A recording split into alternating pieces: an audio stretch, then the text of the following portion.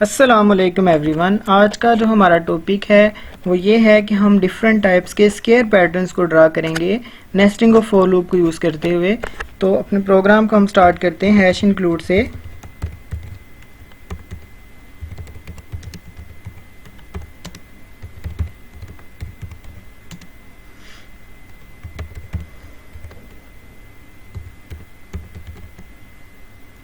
यहाँ पर हमें फिर से दो लूप चाहिए स्केयर को ड्रा करने के लिए। एक लूप नंबर ऑफ लाइंस को कंट्रोल करेगा और एक लूप क्या करेगा, इनर लूप जो होगा वो हर लाइन में जितनी वैल्यूज़ को प्रिंट करवाना है उसको कंट्रोल करेगा। तो हमें यहाँ पर दो वेरिएबल्स चाहिए, तो दो वेरिएबल्स को डिक्लेयर करवा लेते हैं, इंटीजर आई एंड जे।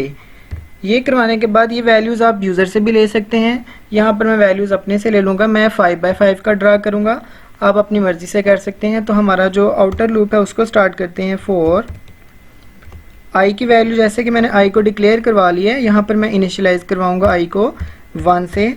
उसके बाद मैं कंडीशन अप्लाई करूँगा I is less than and equal to 5, then increment का पार्ट आएगा। उसके बाद लूप की बॉडी स्टार्ट हो जाएगी। लूप की बॉडी के अंदर एक और लूप यूज़ करेंगे हम फॉर लूप को, जो कि इनर लूप है, नेस्टेड लूप है, जहाँ पर जे को हम इनिशियलाइज करवाएंगे 1 से। जे में हम कंडीशन अप्लाई करेंगे J is less than and equal to 5 और उसके बाद जे में भी इंक्रीमेंट करेंगे। उसके बाद जे की बॉडी स्टार्ट हो जाएगी। आप चाहें तो बॉडी में यहाँ पर ब्रैकेट्स ना भी यूज़ करें तो भी हमारा प्रोग्राम सही रन होगा। तो सी आउट, यहाँ पर मैं क्या प्रिंट करवाऊँगा, स्टार्स को। उसके बाद क्या करूँगा, जैसे ही इस लूप से बाहर आएगा कंट्रोल, तो न्यू लाइन का यूज़ करेंगे। न्यू लाइन से आने के बाद जब फॉर लूप आउटर लूप हमारा ख़त्म हो जाएगा तो हम क्या करेंगे, रिटर्न 0 का यूज़ करेंगे। तो सबसे पहले इसकी वर्किंग को समझ लेते हैं। फॉर आई की वैल्यू 1 है, आई की value 1 less than and equal to 5, condition जैसे ही ट्रू होगी तो जो कंट्रोल है प्रोग्राम का वो लाइन नंबर 8 पर आ जाएगा। लाइन नंबर 8 में जे की वैल्यू 1 है, 1 is less than and equal to 5, condition true होने पर कंट्रोल लाइन नंबर 10 पे आएगा और लाइन नंबर 10 में आने के बाद यहाँ पर क्या प्रिंट करवाएगा, एक स्टैटिक। यस, इस तरह से स्टैटिक प्रिंट होने के बाद कंट्रोल आएगा लाइन नंबर 8 के एंड पर, यहाँ पर आके इंक्रीमेंट होगा। इंक्रीमेंट करने के बाद जे की अपडेटेड वैल्यू 2 हो जाएगी। 2 दोबारा से कंडीशन में चेक होगी, 2 is less than and equal to 5 है, तो दोबारा से लाइन नंबर 10 में आएंगे और एक स्टार प्रिंट करवा देंगे इस तरह से। उसके बाद क्या होगा, जे में इंक्रीमेंट होने के बाद ये की वैल्यू 3 हो जाएगी। 3 दोबारा से कंडीशन में चेक होने के बाद ट्रू है। ट्रू होने के बाद लाइन नंबर 10 में कंट्रोल आएगा और यहाँ पर फिर से हम क्या करेंगे, एक स्टैटिक प्रिंट करवा देंगे। इसी तरह से 4 एंड 5 का भी होगा।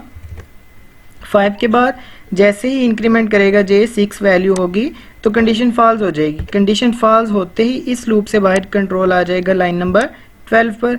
लाइन नंबर 12 पर आने के बाद क्या होगा, हमारी नेक्स्ट लाइन स्टार्ट हो जाएगी इस तरह से। यहाँ पर मैं कमेंट का यूज़ कर रहा हूँ। उसके बाद लाइन नंबर 13 पे कंट्रोल आएगा तो न्यू लाइन आ जाएगी, जिस तरह से यहाँ पर मैं लिख रहा हूँ न्यू लाइन।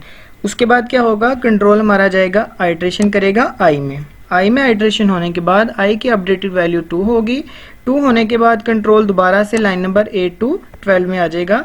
8 पे आने के बाद कंडीशन उसी तरह 1 से चेक होकर 5 तक जाएगी और हमारा स्टार इस तरह से प्रिंट हो जाएगा 1 2 3 4 5 टाइम्स। इसी तरह करते करते आई की वैल्यू 3 होगी, फिर 3 होने के बाद फिर से हमारे पास यहाँ पर लाइंस आ जाएंगी। 4 होगी, उसी तरह से ये प्रिंट करवाएगा। 5 होगी, फिर प्रिंट करवाएगा। जैसे ही यहाँ पर 6 आएगा कंडीशन फॉल्स होगी। कंडीशन फॉल्स होते ही कंट्रोल लाइन नंबर 14 से नेक्स्ट 15 में आ जाएगा। रिटर्न 0 है। यहाँ पर प्रोग्राम सक्सेसफुली रन हो गया हमारा। अब हम इस प्रोग्राम को रन करके देखते हैं।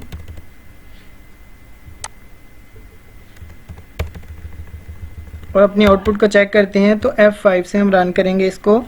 हमारी आउटपुट क्या आएगी, 5x5 स्टार्स हमारे प्रिंट होंगे।